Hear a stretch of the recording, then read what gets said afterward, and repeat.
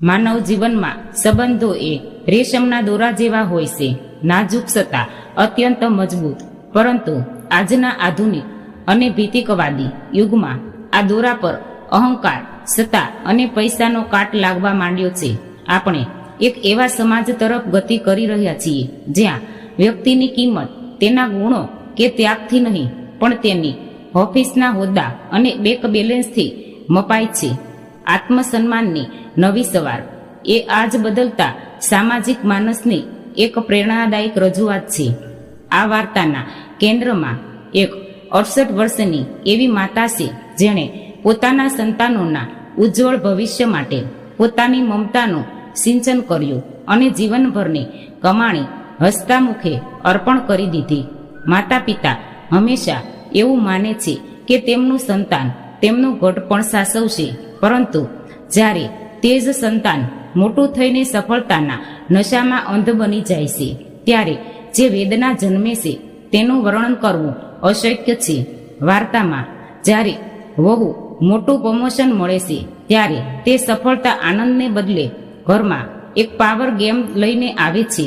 વહુનો અહંકાર અને દીકરાનું લાચાર મન એ પ્રશ્ન ઊભો કરે છે કે શું ભણેલી ગણેલી નવી પેઢી ખરેખર સંસ્કારોની દ્રષ્ટિએ સમુદ્ર છે?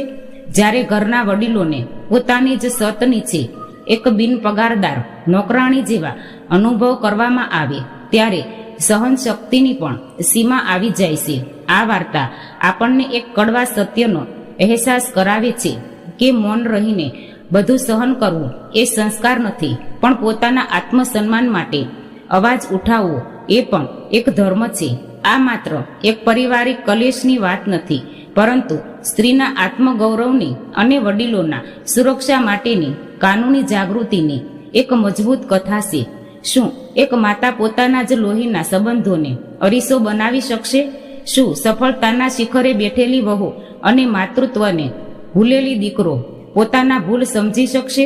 તો દર્શક મિત્રો, આ વાર્તા તમને એ વિચારવા મજબૂર કરશે કે શું આપણે પણ અજાણતા આપણા ઘરના વડીલોને વાસીખાણું અને એકલતા તો નથી આપી રહ્યા ને? મારી વહુ પાયલને તેની ઓફિસમાં ખૂબ મોટું પ્રમોશન મળ્યું હતું અને આ સમાચારે આખા ઘરનું વાતાવરણ બદલી નાખ્યું હતું.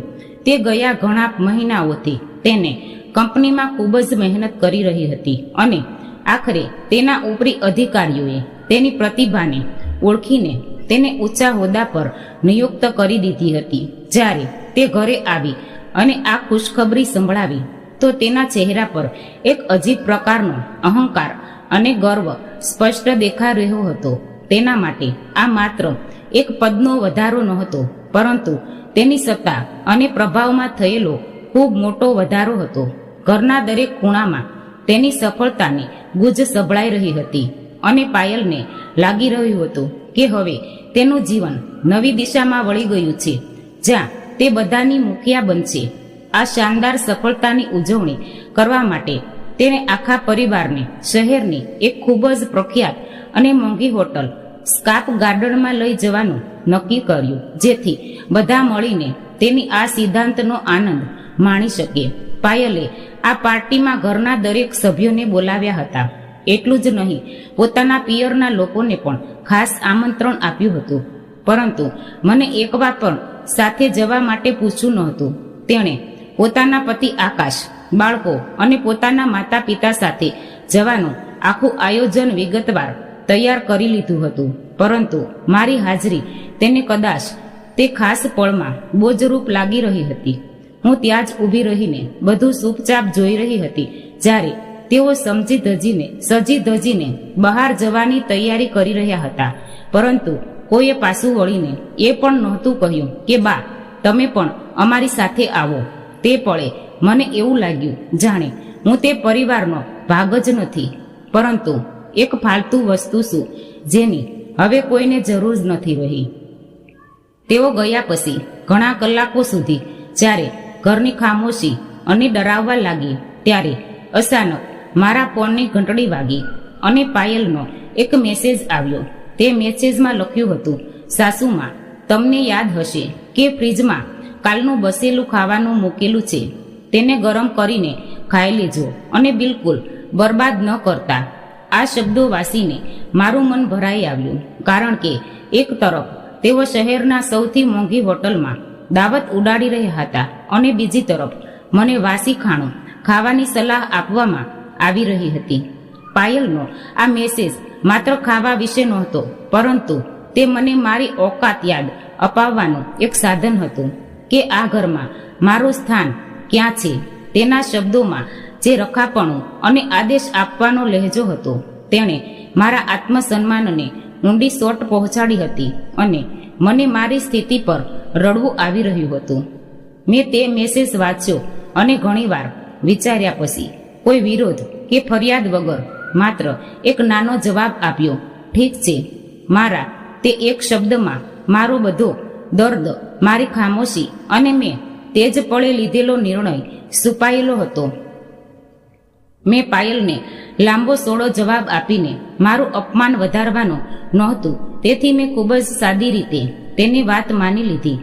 તે ઠીક છે ની પાછળ એક એવી સ્ત્રીની હાર છુપાયેલી હતી જેણે પોતાની આખી જિંદગી તે પરિવારને સમર્પિત કરી દીધી હતી, પરંતુ બદલામાં માત્ર વાસી ખાણું અને એકલતા મળી હતી.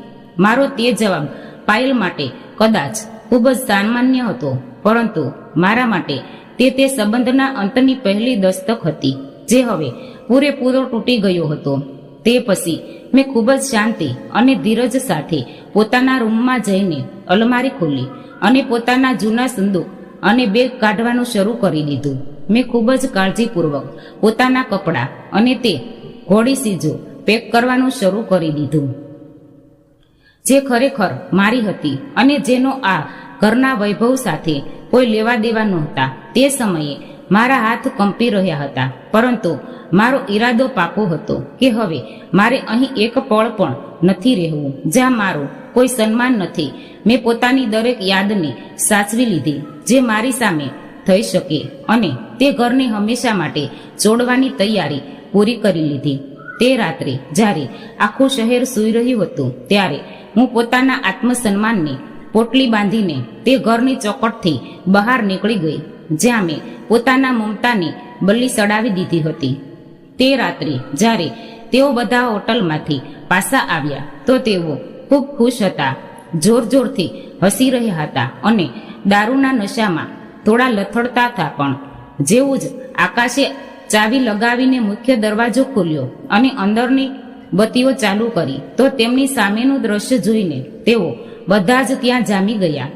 ઘરની અંદરની તે ખામોશી અને મારો રૂમ ખાલી જોઈને તેના ચહેરા પરથી તે નશાવાળા મુસ્કાન પળભરમાં ગાયબ થઈ ગઈ અને એક અજીબ પ્રકારનો સન્નાટો છવાઈ ગયો.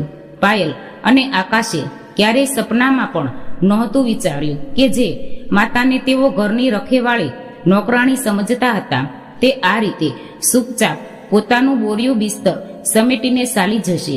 તેમની આંખો સામે હવે તે સત્ય ઊભું હતું જેને તેઓ છેલ્લા 3 વર્ષથી અવગણી રહ્યા હતા, અને તે દ્રશ્ય તેમને અંદરથી હલાવી દીધા હતા. રાત્રે 9 વાગ્યા હતા જ્યારે રસોડાની મેજ પર મારા જૂના મોબાઈલમાં કંપન થયું અને તેની રોશની અંધારામાં ચમકવા લાગી. હું તે સમયે રસોડાની એક જૂની ખુરશી પર બેઠી હતી અને સામે મૂકેલી એક ઇન્સ્ટન્ટ સૂપની વાટકીને બેનમથી જોઈ રહી હતી, જેને પીવાની મને જરાય ઈચ્છા નહોતી. આખા ઘરમાં ફાઇલ અને ફ્લોર સાફ કરવાના કેમિકલની ગંધ આવી રહી હતી, જે મારી એકલતાને વધુ ગાઢ કરી રહી હતી. મેં આખો બપોરનો સમય ઘરના એક ખૂણાને ચમકાવવામાં, આકાશના કમીજો પર ઇસ્ત્રી કરવામાં અને બાળકોના કપડાને સિલેકેથી તૈયાર કરવામાં વિતાવ્યો હતો. મારા હાથમાંથી હજુ પણ બ્લીચ અને સાબુની સુગંધ આવી રહી હતી, કારણ કે મેં પાયલના બાથરૂમની ટાઇલ્સ ઘસી ઘસીને સાફ કરી હતી અને મારી કમર થાકથી તૂટી જઈ રહી હતી. મેં કંપાતા હાથે પોતાનો ફોન ઉઠાવ્યો અને મારા મનમાં એક નાની આશા જાગી કે કદાચ મારા દીકરા આકાશનો ફોન હશે, જે કહી રહ્યો હશે કે તેઓ ઘર પાછા આવી રહ્યા છે.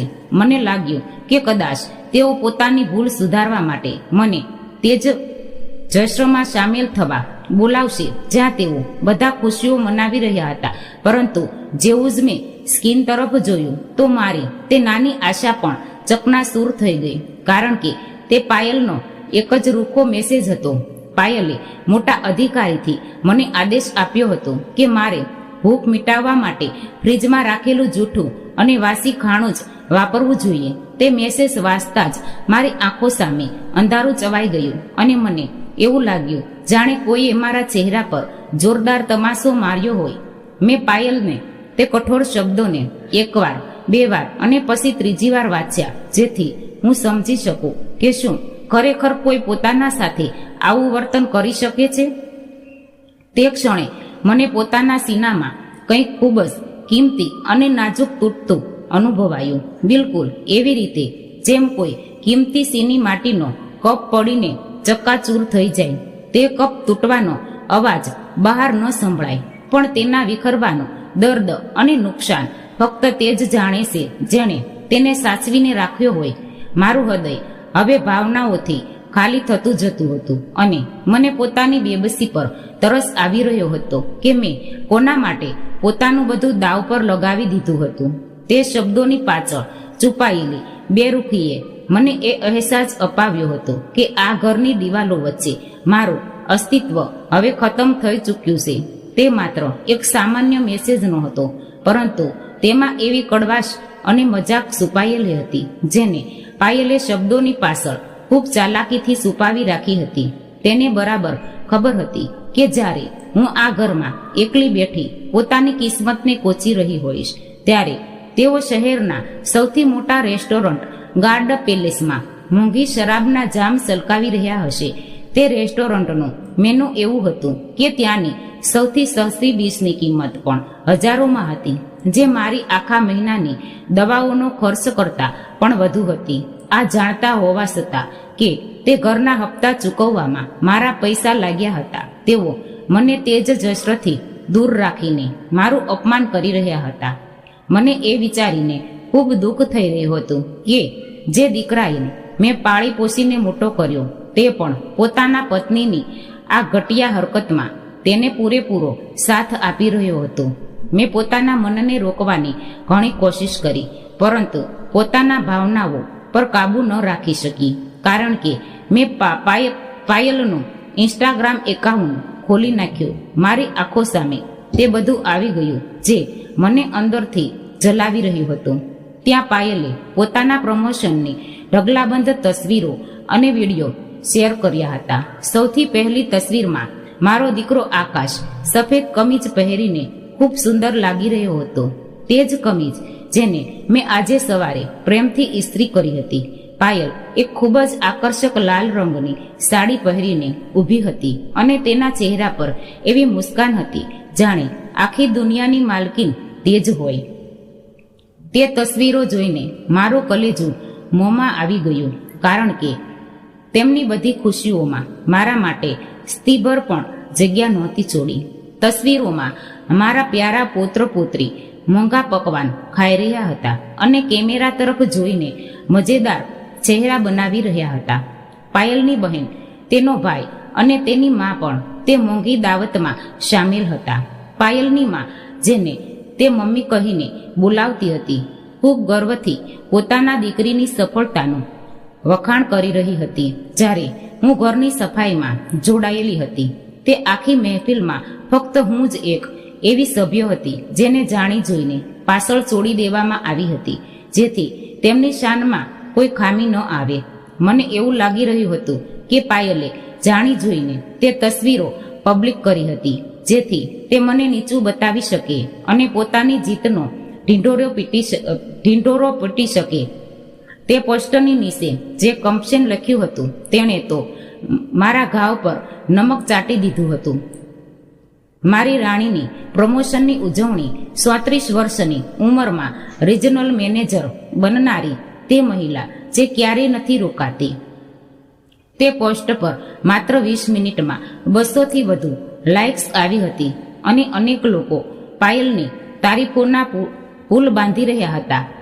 મેં ભારે મનથી તે એપ બંધ કરી દીધી, કારણ કે હવે મારાથી તે બધું વધુ જોઈ શક્યું નહોતું. મને સમજાઈ ગયું હતું કે પાયલની દુનિયામાં મારા જેવા જૂના સામાનની કોઈ અહેમિયત નથી રહી, સિવાય કે હું ઘરનું કામ નિભાવી રહી. મારી આંખોમાં આંસુ આવવા લાગ્યા હતા ત્યારે અચાનક એક અજીબ પ્રકારની શાંતિ મારી અંદર વસવા લાગી. મેં પોતાનો મોબાઈલ પણ રસોડાની મેજ પર છોડી દીધો અને ઠંડી થઈ ગયેલી સૂપની કટોરીને એકટશે જોઈ રહી હતી. તે પળે મારી સાથે કંઈ ખૂબ અજીબ થયું. ના તો મેં જોર જોરથી રડ્યું, ના તો મેં સીચો પાડી અને ના તો ગુચ્ચામાં આવીને ઘરની કોઈ વસ્તુ તોડી. મારા આખા શરીરમાં એક બરફીલી ખામોશી અને શાંતિ ચવાઈ ગઈ, જાણે મારું શરીર તે કડવા સત્યને સ્વીકારી ચૂક્યું હોય જેને મારું મગજ હજુ સુધી માનવા તૈયાર નહોતું. મારું મન હવે પૂરેપૂરો સ્થિર થઈ ગયું હતું અને મને સ્પષ્ટ રીતે તે રસ્તો દેખાઈ રહ્યો હતો જે પર હવે મારે કદમ માંડવાના હતા. તે ખામોશીમાં એક એવી તાકાત હતી જેણે મને તોડવાને બદલે અંદરથી વધુ મજબૂત બનાવી દીધી હતી. મેં ખૂબ જ ધીમી ગતિએ પોતાની ખુરશીમાં ઊભી થઈ, જાણે મારું એક એક અંગ ખૂબ વિચારીને હલી રહ્યું હોય, અને હું સીધી પોતાના રૂમ તરફ ચાલી ગઈ. મેં અલમારીનો દરવાજો ખોલ્યો અને પોતાના તે ગણ્યા ગાંઠ્યા કપડાં જોયા જે તે મોટા ઘરમાં મારા હતા. તે સમયે હસવા અને શરાબના જામ ટકરાવાના તે ટેબલ પર બેઠેલો કોઈ પણ વ્યક્તિ એ ન કલ્પી શકે કે હું શું વિચારી રહી છું. તેમને લાગી રહ્યું હતું કે હું હંમેશાની જેમ તેમની વાતો સહન કરી લઈશ અને કાલે સવારે ફરી તેમના માટે નાસ્તો તૈયાર કરીશ. પરંતુ તેઓ ખોટા હતા, કારણ કે હું છેલ્લા ઘણા મહિનાઓથી પોતાના મનમાં આ પળ માટે પોતાની તૈયારી કરી રહી હતી અને આજે તે સમય આવી જ પહોંચ્યો હતો. આ વખતે હું તેમને કોઈ વાત નહીં માનવાની હતી અને ના તો તેમના બચેલા ખાણાને ગરમ કરીને ભૂખ મિટાવવાની હતી. આ વખતે મારો ઈરાદો તેમના જીવનમાંથી હંમેશા માટે ગાયબ થઈ જવાનો હતો, જેથી તેમને મારી કમીનો અહેસાસ થઈ શકે. જ્યારે તેઓ તે રાત્રે દારૂના નશામાં ચૂર અને પોતાના અહંકારમાં ડૂબેલા ઘરે પાછા આવશે તો તેમને જે મળશે તે તેમના હોશ ઉડાવવા માટે પૂરતું હશે. તેમના પગ તળિયેની જમીન ખસી જશે જ્યારે તેઓ જોશે કે સ્ત્રીને તેઓ નોકરાણી સમજતા હતા તે હવે તેમના નિયંત્રણથી બહાર જઈ ચૂકી છે. તે ઘરના દરવાજા પાછળ સન્નાટા સિવાય તેમના સ્વાગત માટે બીજું કોઈ નહીં બચે અને આજ તેમને મળેલી સૌથી મોટી સજા હશે.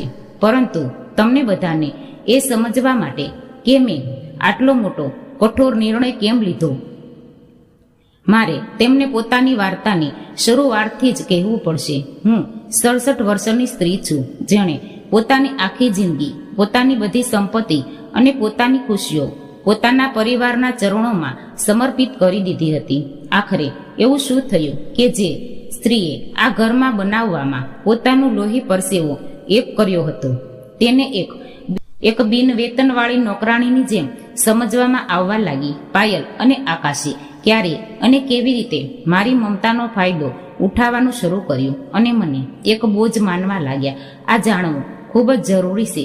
જો તમે જાણવા માંગો છો કે આ અપમાનજનક વર્તનનો અંત કેવી રીતે થયો તો આ વાર્તાને આખર સુધી સાંભળજો, કારણ કે જે થવાનું છે તે તમારા સંબંધો જોવાનો નજરિયો બદલી નાખશે.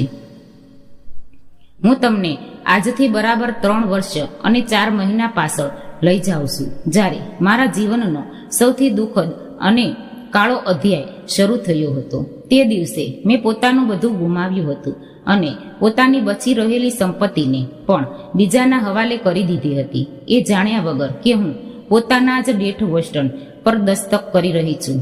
3 વર્ષ પહેલા મેં પોતાના પતિ રમેશભાઈને હંમેશા માટે ગુમાવ્યા હતા, જેમને પિકનિક પાર્ટી કેન્સર થયું હતું અને જે અમને છોડીને ચાલ્યા ગયા હતા. તે બીમારી એટલી ઝડપથી ફેલાઈ કે માત્ર 4 મહિનામાં જ તેમને દમ તોડ્યો અને મને તેમની સાથે છેલ્લી વાત કરવાનો પણ યોગ્ય મોકો ન મળ્યો. તેમના ગયા પછી હું તે મોટા ઘરમાં બિલકુલ એકલી રહી ગઈ હતી, જેની દિવાલો મને તેમની યાદ અપાવીને રડાવી રહી હતી. અમારું તે ઘર શહેરના બહારના વિસ્તારમાં હતું, જેમાં એક ખૂબ સુંદર આંગણું હતું જ્યાં બેસીને અમે સાંજની ચા પીતા હતા. તે જ ઘરમાં અમે આકાશને પાળી પોષીને મોટો કર્યો. તેના દરેક જન્મદિવસ મનાવ્યા હતા અને દિવાળી હોળી પર દીવા પ્રગટાવ્યા હતા. પરંતુ રમેશભાઈના ગયા પછી અને તેમના અંતિમ સંસ્કાર પછી તે ઘરની ખામોશી મારા માટે અસહ્ય થતી જતી રહી હતી. ઘરનો દરેક ખૂણો, દરેક રૂમ અને દરેક જૂની વસ્તુ મને તેમની કમીનો અહેસાસ કરાવતી અને મને ડરાવતી હતી.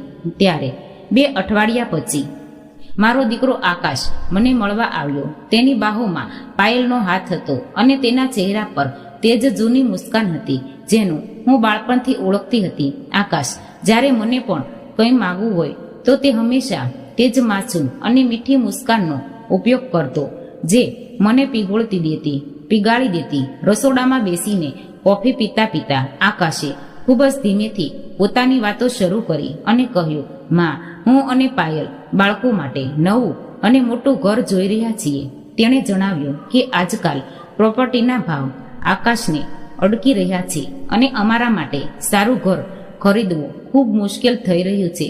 પાયલ પણ બાજુમાં બેઠી હતી અને પોતાની આંગળીઓથી કોફીના મગને હલાવી રહી હતી, જેના નખ પર લાલ રંગની નેલ પોલિશ ખૂબ ચમકી રહી હતી. તેણે આકાશની વાતને આગળ વધારીને કહ્યું, સાસુમાં, અમને જે ઘર પસંદ આવ્યું છે તેના ડાઉન પેમેન્ટ માટે અમને મોટી રકમની જરૂર છે. તેમના ચહેરાના હાવભાવ જોઈને મને સમજાઈ ગયું હતું કે તેમને આગળ કંઈ કહેવાની જરૂર નથી, કારણ કે માતાનું દિલ બધું સમજી જાય છે. મેં ખૂબ જ સહજતાથી તેમને પૂછ્યું, તેમને ખરેખર કેટલી મદદ જોઈએ છે? હું મારી તરફથી જે શક્ય હોય તે કરીશ. આકાશે પોતાની નજરો નીચી કરી અને ખૂબ જ ભાવુક લહેજે કહ્યું, માં, જો તમે આ જૂનું ઘર વેચી દો તો તમે અમારી સાથે નવા ઘરમાં રહી શકશો. તેણે મને ઝાંખો આપ્યો અને આનાથી મારી એકલતા પણ ખતમ થઈ જશે અને મારા પૌત્ર પૌત્રી પણ પોતાની દાદી સાથે રહીને ખૂબ ખુશ થશે. આ તેના શબ્દોમાં એવો પ્રસ્તાવ હતો જેમાં બધાનું ભલું દેખાતું હતું, પરંતુ વાસ્તવમાં આ મારા પતનની શરૂઆત હતી. પાયલે પણ ખૂબ ચાલાકીથી મુસ્કુરાતા કહ્યું, સાસુમાં, આ બિલકુલ સાસુ રહેશે, કારણ કે તે તમે બાળકોની દેખરેખમાં અમારી મદદ કરશો અને અમે તમારો એક સાસા પરિવારની જેમ ખ્યાલ રાખીશું. તે પરિવાર શબ્દ મારા માટે કોઈ જાદુ જેવો હતો, કારણ કે પતિના ગયા પછી હું અપના સાથે રહેવા માટે તડપી રહી હતી. મેં વધુ વિચાર્યા વગર માત્ર 3 અઠવાડિયામાં પોતાનું તે પ્યારું ઘર વેચવાના કાગળ ઉપર દસ્તક કરી દીધા. તે ઘર જેમાં 22 વર્ષની યાદો હતી તેને મેં 1 કરોડ ને 20 લાખ રૂપિયામાં વેચી દીધું, જેથી હું પોતાના દીકરાનું સપનું પૂરું કરી શકું.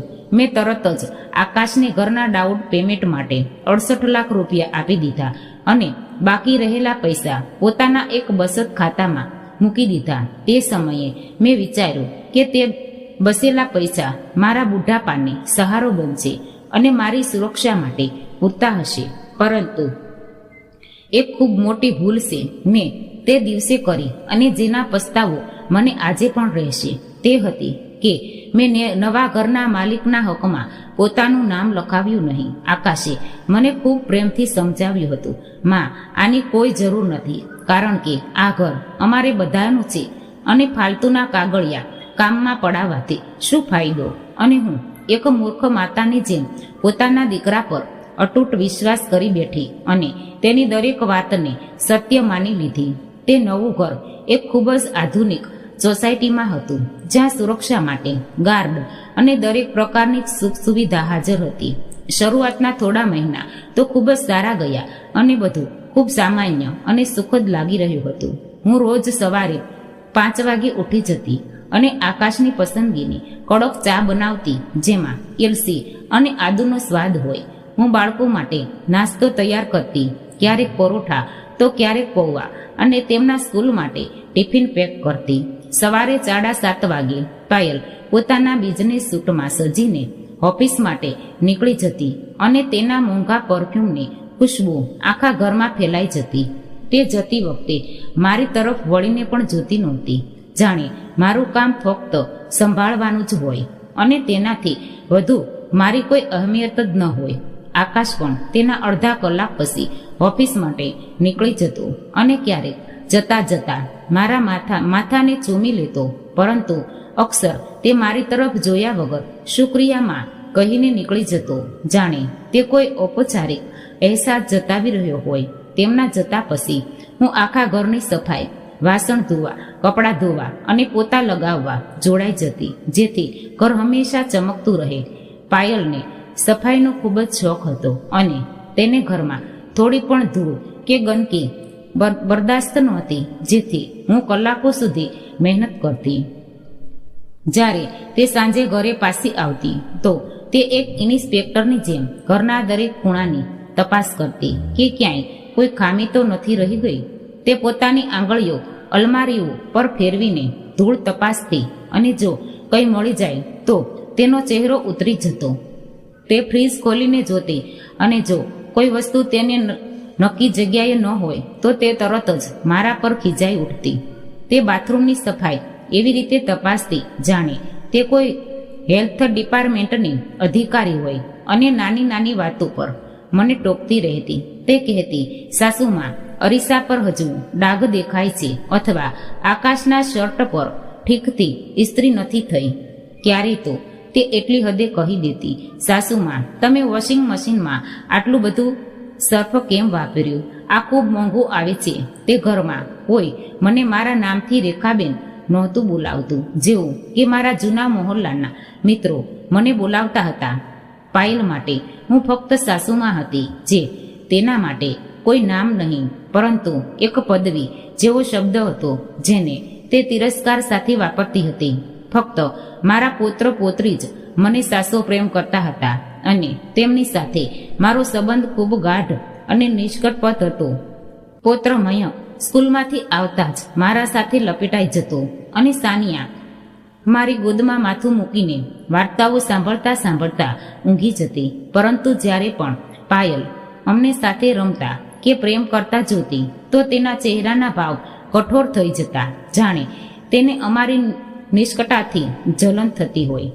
એક દિવસ તો હદ થઈ ગઈ જ્યારે નાની સાનિયાએ પાયલની સામે જ કહી દીધું, દાદી, હું તમને મમ્મી કરતા વધુ પ્રેમ કરું છું.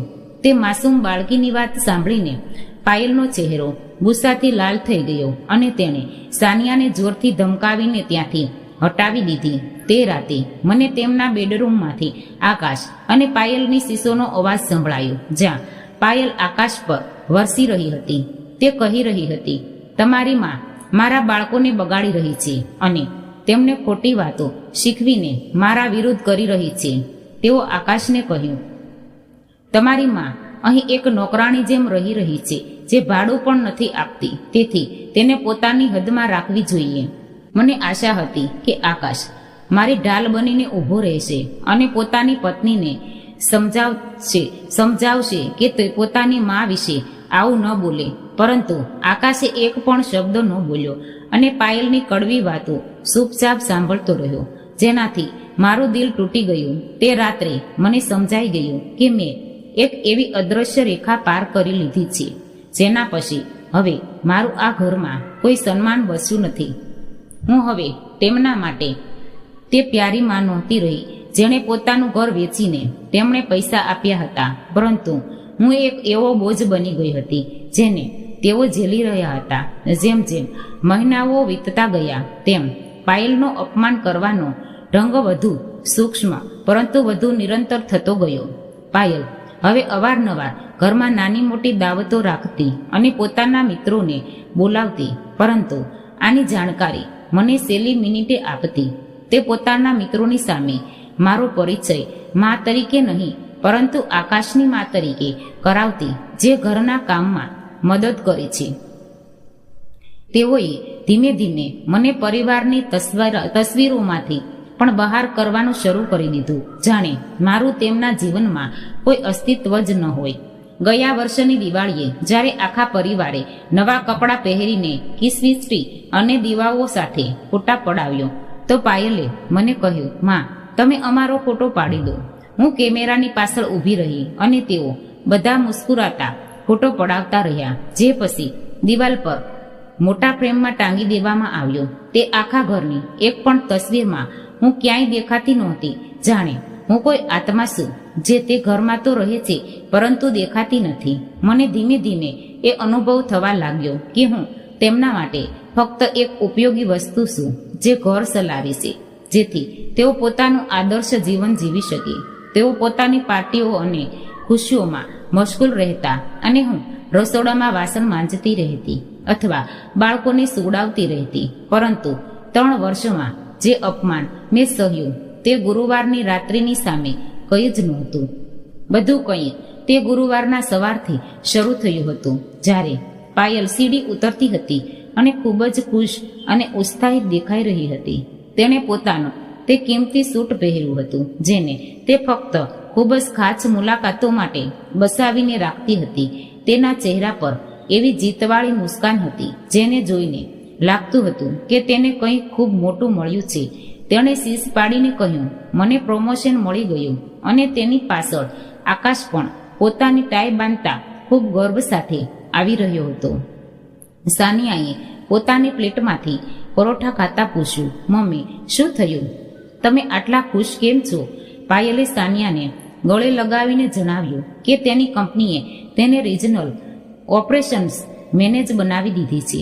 આકાશે ખુશથી તેને હવામાં ઉઠાવી લીધી અને કહ્યું, મને ખબર હતી કે આ પદ ફક્ત અને ફક્ત તારું જ હશે. હું તે સમયે સુલાની પાસે ઊભી નાસ્તો બનાવી રહી હતી અને મેં ખૂબ જ સાચા મનથી પાયલને વધામણી આપતા કહ્યું, અભિનંદન પાયલ. તેણે મારી તરફ એક ઝડપી નજરે નાખી અને ખૂબ જ રૂખાપણું શુક્રિયા સાસુમાં કહીને ફરી આકાશની બાહોમાં ઝૂલી ગઈ. આકાશે ઉત્સાહમાં આવીને કહ્યું, અમારી આજે રાત્રે આની ઉજવણી ખૂબ મોટા સ્તરે કરવી જોઈએ. પાયલે તરત જ સૂચન કર્યું, અમારે તે નવા રોયલ પેલેસ રેસ્ટોરન્ટમાં જવું જોઈએ જ્યાંથી આખા શહેરનો નજારો દેખાય છે. આજે પૈસાની કોઈ ચિંતા નથી કારણ કે મારી નવી સેલરી અને બોનસ અમારા બધા ખર્ચા ઉઠાવી લેશે. મયંકે પણ પૂછ્યું કે શું તે પણ જશે? તો પાયલે મુસ્કુરાતા હા કહી દીધું. મારું દિલ આ સાંભળીને થોડીવાર માટે ધડકવું ભૂલી ગયું કે આખો પરિવાર તે જશમાં સામેલ થવા જઈ રહ્યો છે. મેં પોતાની એપ્રોનથી હાથ લૂછ્યા અને પૂછ્યું, મારે રિઝર્વેશન કેટલા વાગ્યાનું કરાવવું? પાયલે મારી તરફ એવી રીતે જોયું જાણે તેણે હમણાં યાદ આવ્યું હોય કે હું પણ તે રૂમમાં હાજર છું. તેણે ખૂબ જ અજીબ સ્વરમાં પૂછ્યું, રિઝર્વેશન કોના માટે? અને રૂમમાં એક ભારે સન્નાટો પથરાઈ ગયો. આકાશે પોતાનું ગળું સાફ કર્યું અને પાયલ માટે એવો મૌન સંદેશ શરૂ કર્યો જેને હું તરત જ સમજી ગઈ.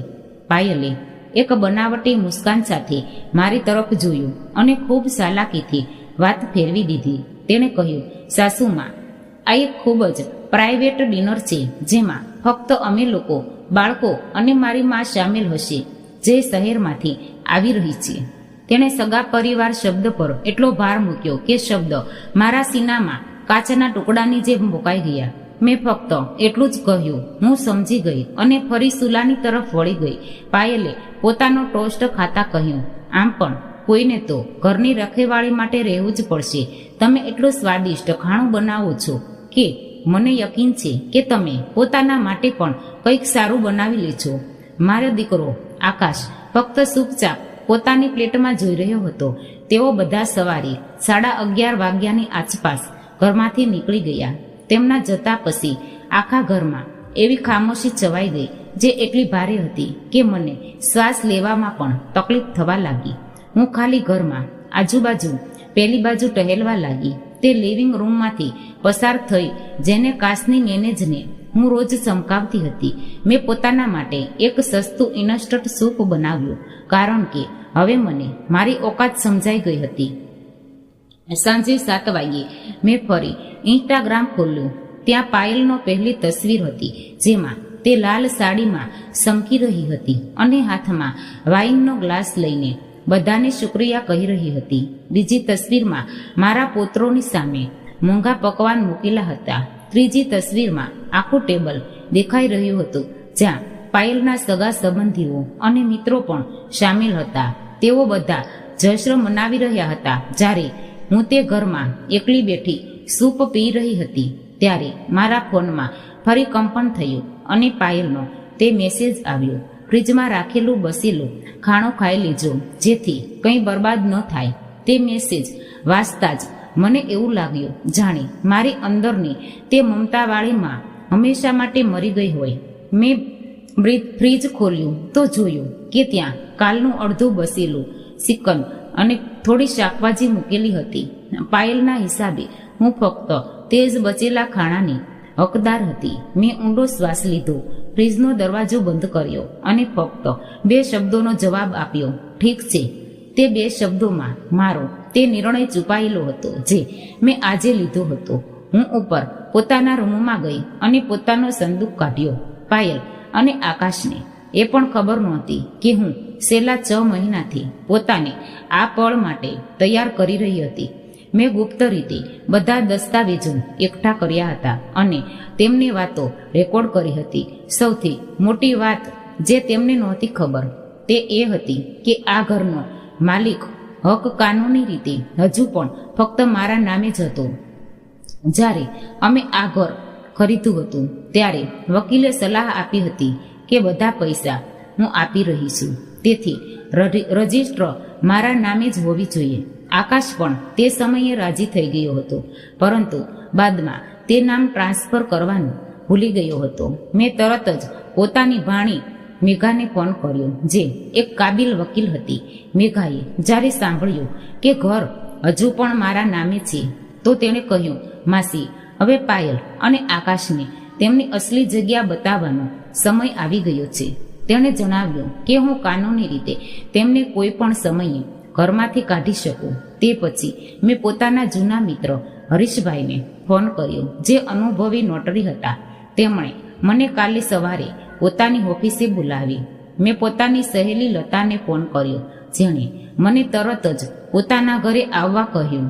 ફોન મૂક્યા પછી હું ફૂટ કરીને રડી, પરંતુ તે આંસુ દુઃખના નહીં પણ મુક્તિના હતા. મેં તે બધી રેકોર્ડિંગ્સ એક પેન ડ્રાઈવમાં કોપી કરી, જેમાં પાયલ મારો મજાક ઉડાવી રહી હતી અને મને નોકરાણી કહેતી હતી. રાત્રે 1:45 વાગ્યા હતા. મેં લિવિંગ રૂમની સીજો જોઈ જે મારા પૈસાથી ખરીદાઈ હતી. મેં આકાશ માટે એક છેલ્લો પત્ર લખ્યો, દીપક, તમે અને પાયલે મળીને મને એક જીવંત લાશ બનાવી દીધી હતી, પરંતુ હવે હું આઝાદ છું.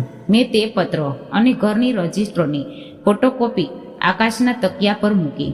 મેં ટેક્સી બોલાવી અને જ્યારે ગાડી સોસાયટીના ગેટમાંથી બહાર નીકળી ત્યારે મેં પાછળ વળીને જોયું નહીં. તે રાત્રે મને પહેલી વખત સુખદ ઊંઘ આવી. બીજા દિવસે મેં પાયલ અને આકાશને 2 દખીલ નોટિસ મોકલાવી. જ્યારે તેમને નોટિસ મળી તો તેમના હોશ ઉડી ગયા. પાયલનો ઘમંડ સુરસુર થઈ ગયો અને તે માફી માંગવા લાગી. છેવટે મેં તેમની સામે એક શરત મૂકી, ઘરનો 60% હિસ્સો મારો રહેશે અને હું મારા રૂમમાં એક જરૂરિયાતમંદ વિધવા અધ્યાપિકા અને તેમના બાળકોને કિરાયેદાર તરીકે રાખીશ. પાયલને હવે અજાણ્યા લોકો સાથે પોતાનું ઘર શેર કરવું પડતું હતું, જે તેને તેની અસલિયત યાદ અપાવતું હતું. ધીમે ધીમે પાયલના વર્તમાનમાં ફેરફાર આવ્યો. આકાશ હવે દર રવિવારે મને મળવા આવે છે. પાયલે પણ મારી સાસા દિલની માફી માંગી છે અને હવે તે ઘરના કામમાં હાથ બટાવે છે. મારી પોતરી સાનિયાએ મને એક ચિત્ર બનાવીને આપ્યું છે, જેમાં હું રાણીની જેમ સિંહાસન પર બેઠી છું. જીવનમાં મેં એ શીખ્યું કે આત્મસન્માનથી વધુ કોઈ નથી. જો તમે પોતાની ઇજ્જત નહીં કરો તો દુનિયા તમને માન નહીં આપે. મારી આ લડાઈએ બધી મહિલાઓ માટે જે છે ચૂપચાપ અપમાન સહન કરે છે. યાદ રાખજો, સંબંધોમાં પ્રેમ ત્યારે જ ટકી રહે છે જ્યારે તેમાં સન્માનનો પાયો મજબૂત હોય, નહીં તો તે ફક્ત એક બોજ બની જાય છે. તો મિત્રો, આ વાર્તા પસંદ આવી હોય તો ચેનલને લાઈક, શેર અને સબસ્ક્રાઇબ કરી દેજો, જેથી કરીને અમારા નવા વિડીયોની માહિતી સૌથી પહેલા તમને મળતી રહે. તો ફરી મળીશું એક નવી વાર્તા સાથે. ત્યાં સુધી આપ સૌને જય શ્રી કૃષ્ણ, રાધે રાધે, હર હર મહાદેવ.